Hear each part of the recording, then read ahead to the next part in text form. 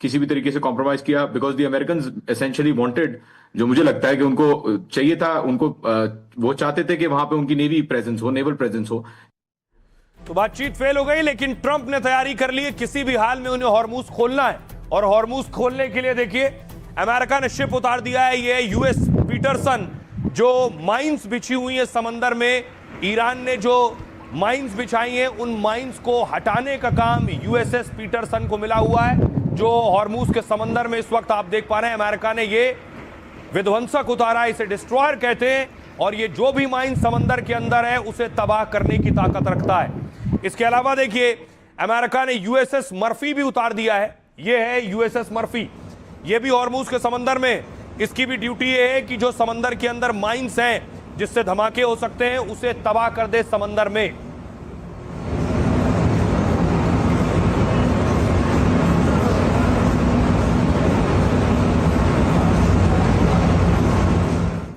अब आइए आपको बताऊं माइंस होता क्या है। ये जो आप देख रहे हैं समंदर के अंदर, ये इन्हीं को माइंस कहते हैं। इससे शिप टकराएगा और धमाका हो जाएगा।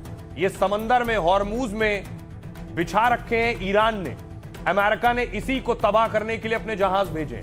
अमेरिका भी ईरान के इस जाल को तोड़ने वाला है, जिसके दम पर ईरान ने ग्लोबल तेल सप्लाई ठप कर दी है। जिस हॉर्मूज स्ट्रेट में ईरान ने बारूदी सुरंगें बिछा रखी हैं ताकि जरूरत पड़ने पर ईरान धमाका कर जहाज को तबाह कर सके। उन्हें हटाने के लिए ट्रंप ने अपने जहाज समंदर में उतार दिए कुछ इस तरह से। ट्रंप ने कहा है कि हॉर्मूज को खाली करने की प्रक्रिया शुरू कर रहे हैं। अगर ईरान ने हमारे जहाजों पर हमला किया तो हम तबाह कर देंगे उन्हें। जल्द हॉर्मूज खोले ईरान, वरना समुद्री नाकेबंदी हो। अमेरिकी सेंट्रल कमांड के मुखिया एडमिरल कूपर ने बताया है कि उनके नाम जो उन्होंने भेजे हैं, यूएसएस पीटरसन और यूएसएस मर्फी, दो विध्वंसक भेजे। अमेरिका के दोनों ही जहाज गाइडेड मिसाइल डिस्ट्रॉयर हैं। क्या करेंगे? कुछ इस तरह से, जो समंदर में दुश्मन के खिलाफ घातक मिसाइलों से लैस हैं। ये टोमाहॉक क्रूज मिसाइल और बैलिस्टिक मिसाइल दाग सकते हैं। इनमें दुश्मन के खतरों को पता लगाने के लिए बहुत हाईटेक सिस्टम लगा हुआ है। इन जहाजों के अलावा अमेरिका और भी तरीकों से बारूदी सुरंगें तबाह कर रहा है। एडमिरल कूपर के मुताबिक मरीन सैनिक और ड्रोन काम में लगा सकता है। हॉर्मूज की सफाई के लिए अमेरिका इसलिए भी आगे आया है क्योंकि ईरान खुद मान रहा है कि उसे नहीं पता है कि उसने बारूदी सुरंगें कहां-कहां बिछाई हैं। आईआरजीसी के जिन जहाजों ने ये माइंस बिछाई थी वो तबाह हो चुके हैं। अमेरिका ने समंदर में ईरान के करीब 155 जहाज डुबोने का दावा किया है। जाहिर है ईरान की बिछाई माइंस को अब अमेरिकी एक्सपर्ट हटाएंगे, लेकिन सैकड़ों फीट गहरे समंदर में यह जोखिम भरा और बहुत लंबा काम है। हालांकि अमेरिका काम शुरू कर चुका है, लेकिन ईरान इसे खारिज कर रहा है। आईआरजीसी के प्रवक्ता ने कहा कि हॉर्मूज में कोई अमेरिकी जहाज नहीं आया है। आइए अब आखिर क्या होने जा रहा है, विदेश मामलों के जानकार रविंदर सचदेवा साहब बता रहे हैं। ईरान ने अब एक सुपर वेपन बना लिया है जो कि इस जंग से पहले नहीं था। एक नया सुपर वेपन पैदा हुआ है इस जंग में, और वो है हॉर्मूज स्ट्रेट।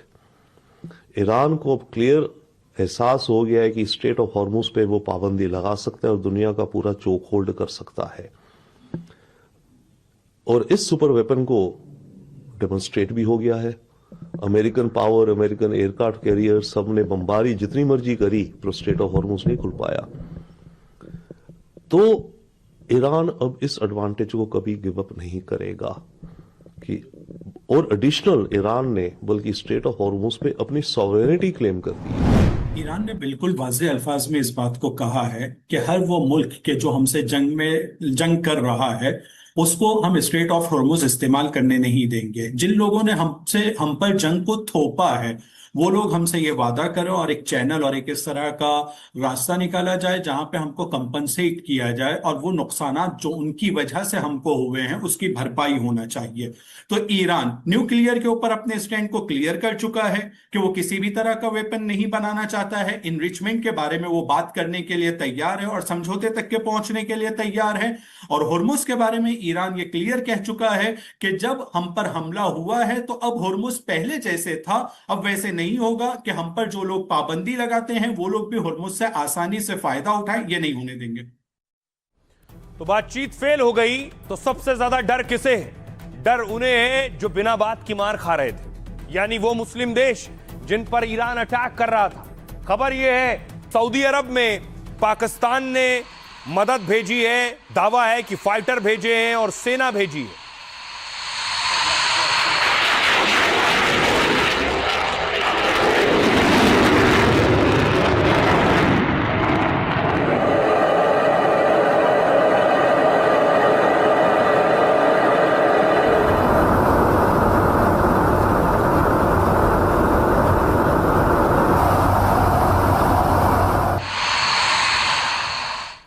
ईरान अमेरिका में सुलह कराने में नाकाम हो गया पाकिस्तान, मतलब मिडिल ईस्ट की जंग रुकवाने के उसके मंसूबे फेल हो गए।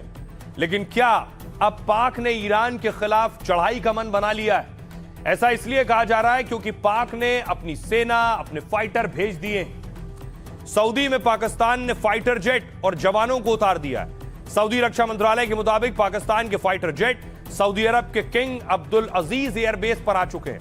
पाक के फाइटर जेट के साथ सपोर्ट एयरक्राफ्ट भी पहुंच गए हैं। और इतना ही नहीं, दावा यह भी है कि पाकिस्तान ने 13,000 सैनिक भी भेजे हैं। यह फैसला पाकिस्तान सऊदी के बीच रक्षा समझौते के तहत हुआ है, क्योंकि पिछले साल सितंबर में दोनों देशों में जो डील हुई थी उसके मुताबिक एक देश पर हमला दोनों देशों पर हमला माना जाएगा। यानी ईरान सऊदी अरब पर हमला करेगा तो पाक सुरक्षा दे सकता है। हालांकि इसकी पुष्टि, आधिकारिक पुष्टि नहीं हुई है, लेकिन मकसद यही है कि पाकिस्तान के पास F-16, F-17 जैसे फाइटर जेट है।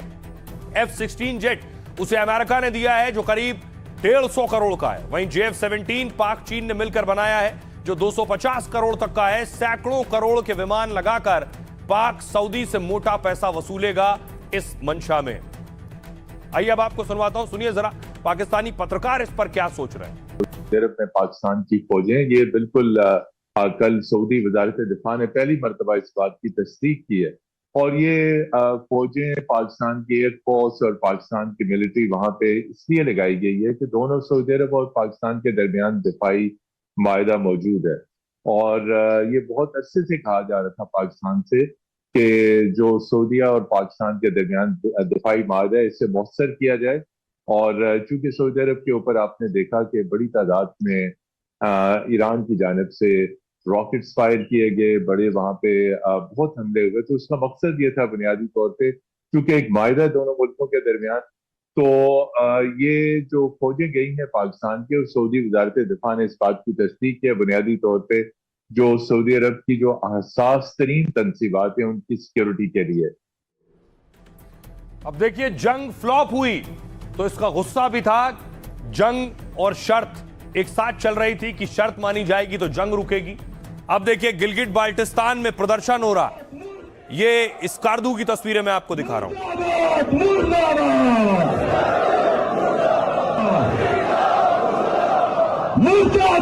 मुर्दाबाद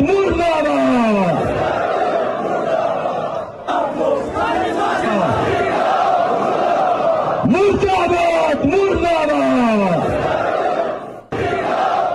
जंग रोकने के लिए प्रोटेस्ट हो रहा है। इजराइल में लोग सड़कों पर उतरे नेतन्याहू के खिलाफ कि वो अभी लेबनान के साथ जो जंग जारी रखे हुए हैं उसे भी रोकें।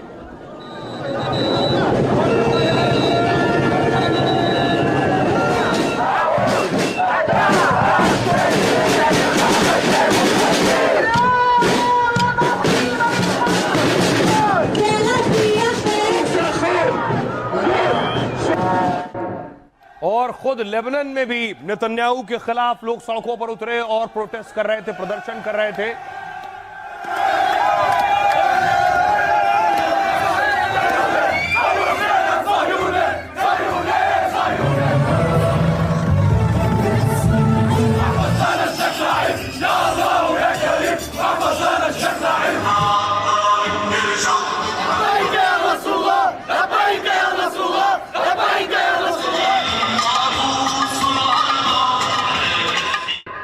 बातचीत का कोई नतीजा नहीं निकला। तो उसके बाद जब अखबार छपे तेहरान में तो सबकी हेडलाइंस में बातचीत फ्लॉप होने का ही जिक्र था। चीत किस तरह से बेनतीजा रही है और दुनिया के नेताओं को भी ये टेंशन थी, क्योंकि वो उम्मीद लगाए बैठे थे कि पाकिस्तान में हो रही बातचीत से कुछ निकल कर आएगा। अब देखिए दुनिया के नेता क्या, ऑस्ट्रेलिया कह रहा है निराशाजनक है कि बातचीत बिना समझौते के खत्म हो गई। अब सबसे ज्यादा जरूरी है कि सीजफायर को जारी रखा जाए। और अमेरिका और ईरान में बातचीत फिर से शुरू हो। ब्रिटेन कह रहा है हमारा जंग में शामिल ना होने का फैसला बिल्कुल सही था। ट्रंप का बयान अक्सर विवादित और भड़काऊ होता है। ट्रंप को उनके शब्दों से नहीं, एक्शन से आंकना चाहिए और विवाद का हल सिर्फ बातचीत से ही निकल सकता है। रूस कह रहा है रूस मिडिल ईस्ट में जारी तनाव को खत्म करने और शांति बहाल करने के लिए हर मदद देने को तैयार है। स्थायी शांति के लिए रूस मध्यस्थता को भी तैयार है। यूएई का कहना है हॉर्मूज रूट पर सिर्फ ईरान का कंट्रोल नहीं और वो इसे बंद नहीं कर सकता है। हॉर्मूज पर रुकावट का असर दुनिया पर पड़ेगा। ओमान का कहना है हालात को बिगड़ने से रोकना जरूरी है। ईरान अमेरिका बातचीत से ही समाधान निकालें और संघर्ष विराम जारी रखने पर फैसला लें। ये वो देश हैं जो सबसे ज्यादा प्रभावित हैं हॉर्मूज रूट के बंद होने से। सुनिए जरा क्या कुछ कह रहे हैं भारतीय सियासतदान। अफसोसनाक है और पूरे विश्व के लिए, क्योंकि ये जो वेस्ट एशिया की जो लड़ाई है अमेरिका, ईरान और इसराइल के बीच में, इसका असर और इसका प्रभाव पूरी दुनिया में पड़ रहा है, दुनिया की अर्थव्यवस्था में पड़ रहा है। एक फेल्ड स्टेट है पाकिस्तान, वहाँ पे कोई चीज़ आज तक सक्सेस मिला है?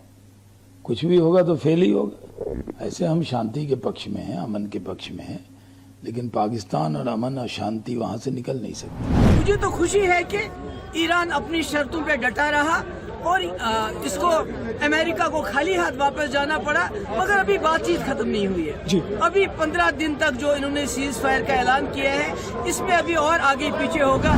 पूरी दुनिया के लिए नुकसानदेह है।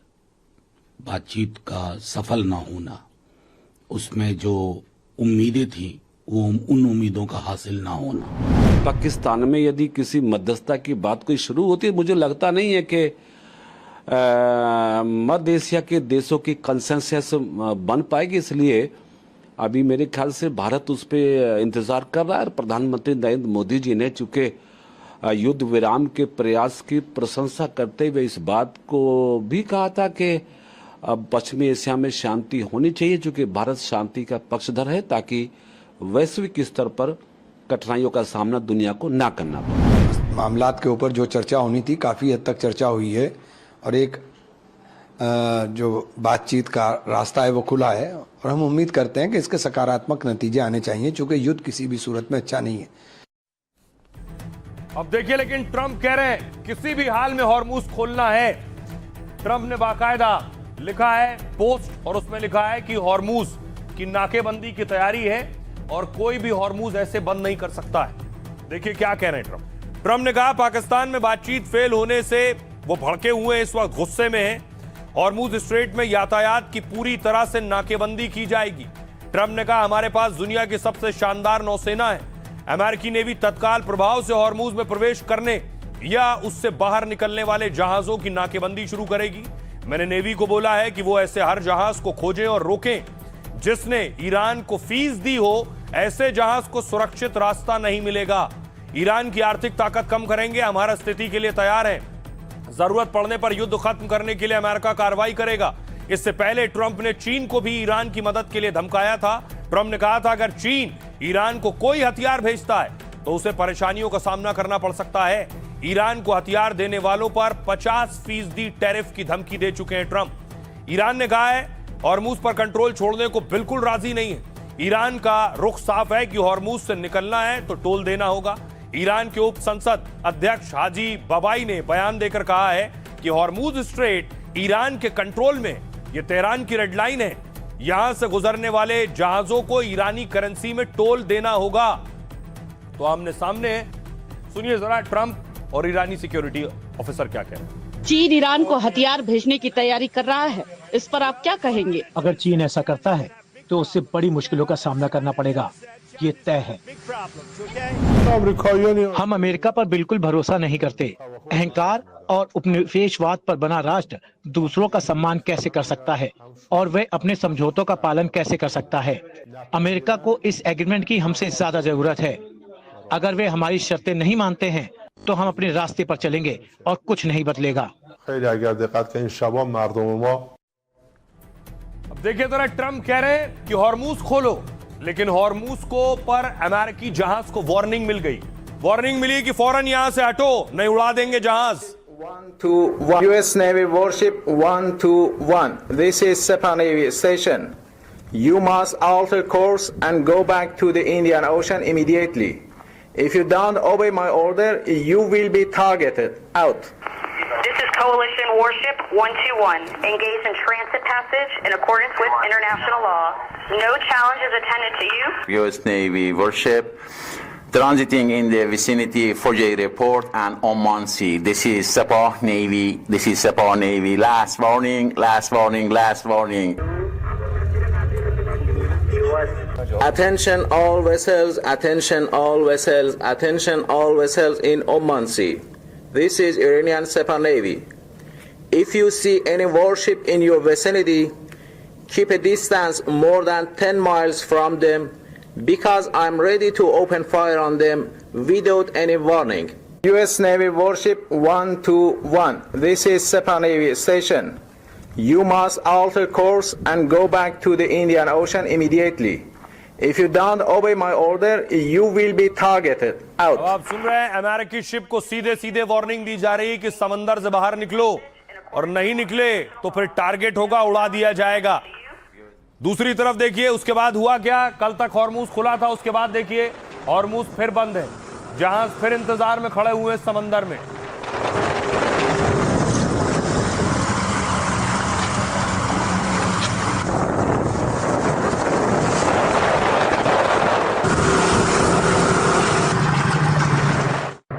तो अब आखिर हॉर्मूज पर क्या होगा, तेल और गैस कैसे निकलेगा, क्या करने वाला ईरान?